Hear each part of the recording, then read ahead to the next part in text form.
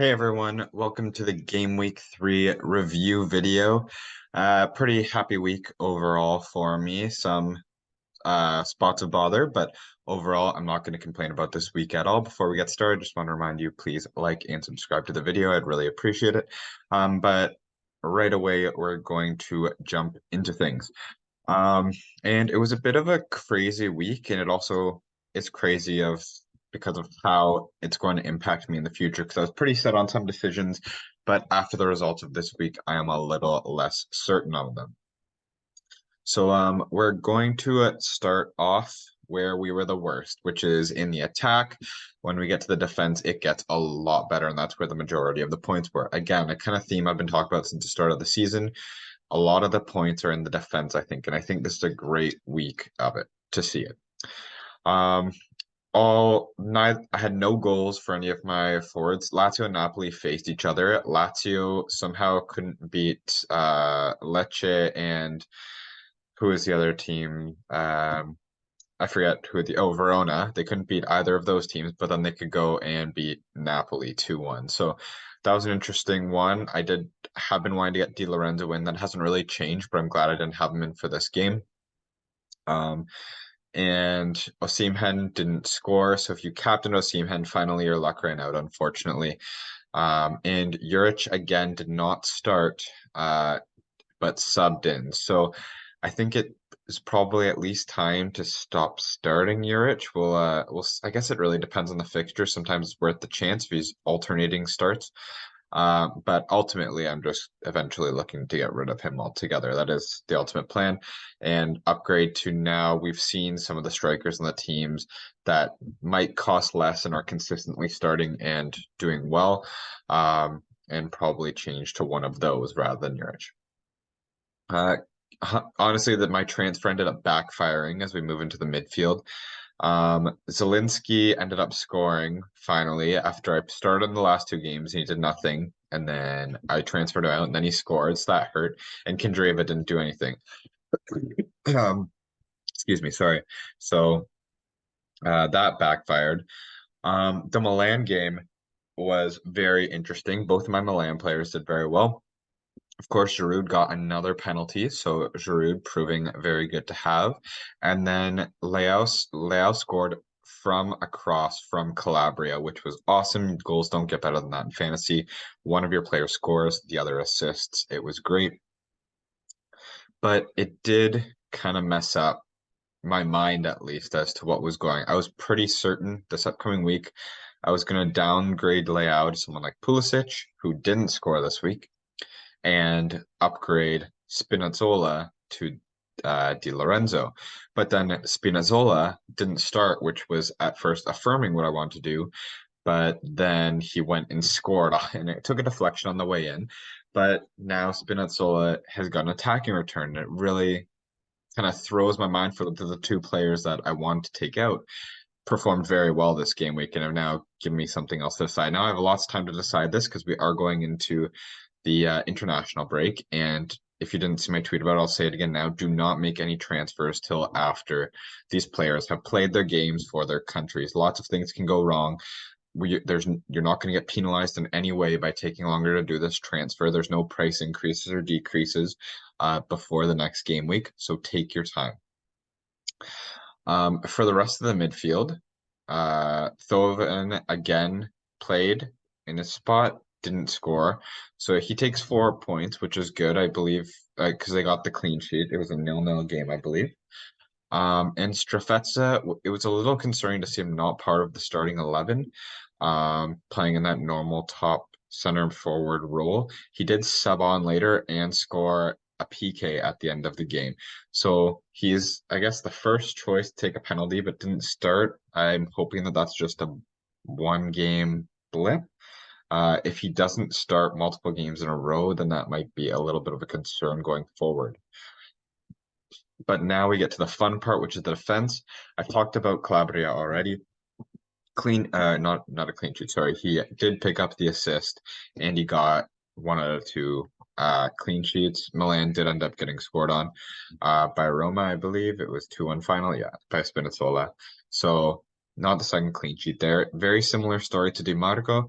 beautiful cross in, and Thuram scored for Inter. Inter won big 4-0, beat up on Fiorentina, who had played a lot of games recently. And honestly, that scoreline was probably just a lot to do with fatigue. But not taking anything away from Inter, they've looked hot. Lautaro Martinez scores another 2 goals. It's annoying to keep seeing Lautaro Martinez score these goals when I don't own him, but good for all of you that picked him up from the start.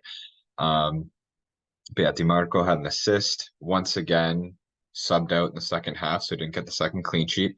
But now thinking, well, if he's a player that's going to be generating assists regularly, hopefully scoring some goals, even if he keeps getting subbed out in that second half, the assist and the clean sheet might be worth it still. And I think until that slows down, I'm probably still going to keep DiMarco for now. And then Captain Danilo, fantastic.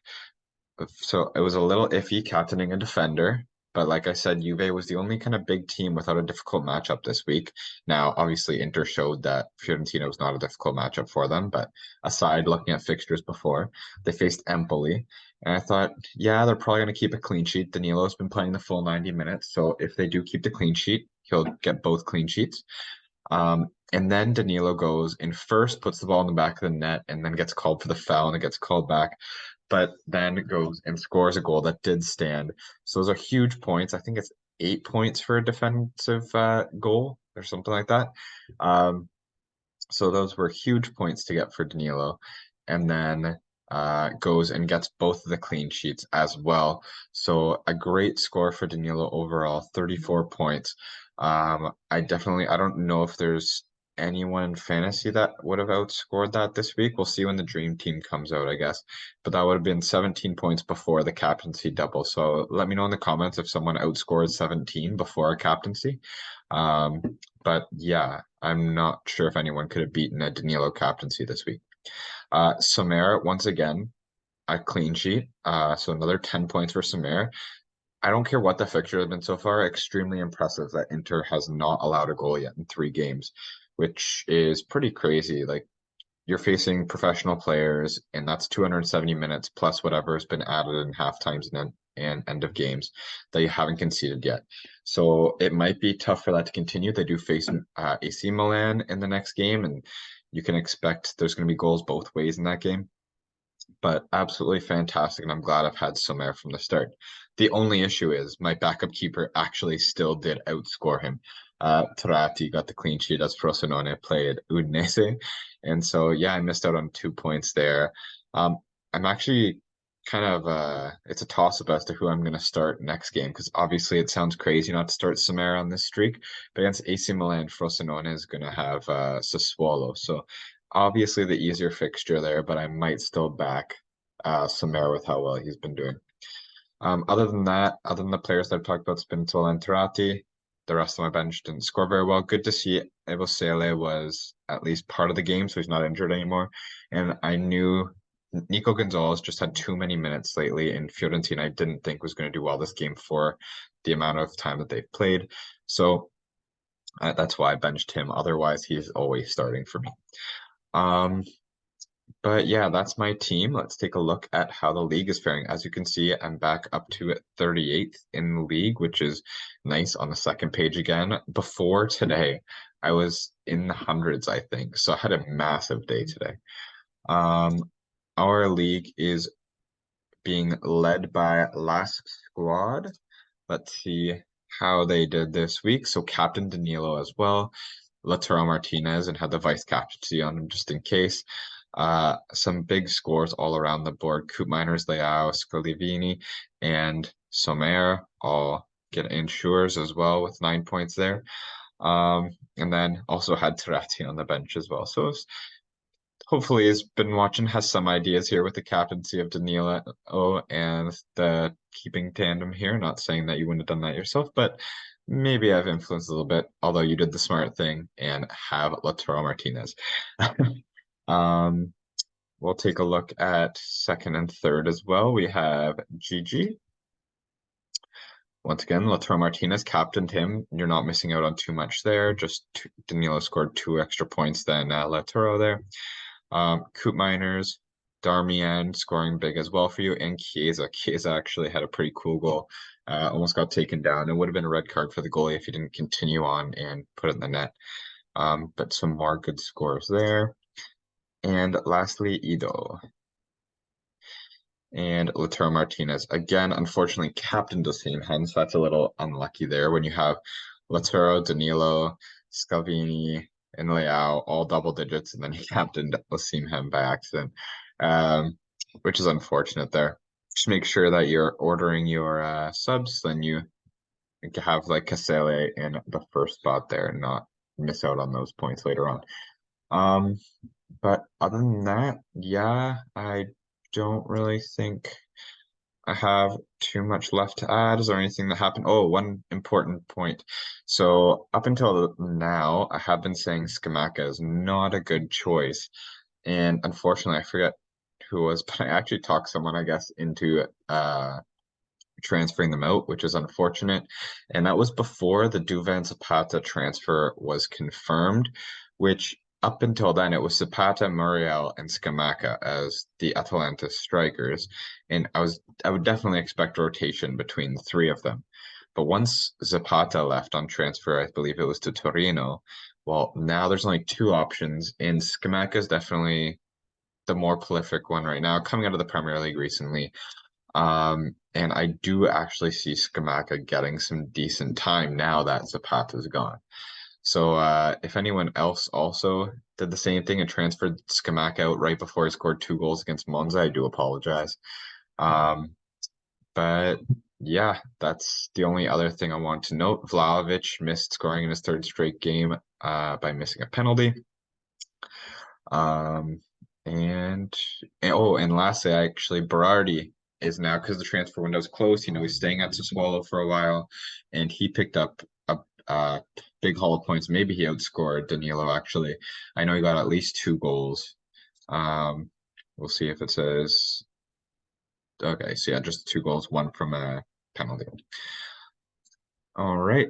But another player to look at there as far as the midfielders, I did have at the start of the season, he's the biggest midfielder to look out for. And he didn't get that transfer to a bigger club, but I could still see him doing very well in Sassuolo. Anyway, I'm going to call it there. I'll see you. Well, actually, I probably won't see you soon for the team selection because we are in international break now. So it'll be a little bit while longer. Maybe if I get a good number of views on this and likes and subscribes, then I'll try to do a video somewhere in between the international break. Anyway, take care and I'll see you next time.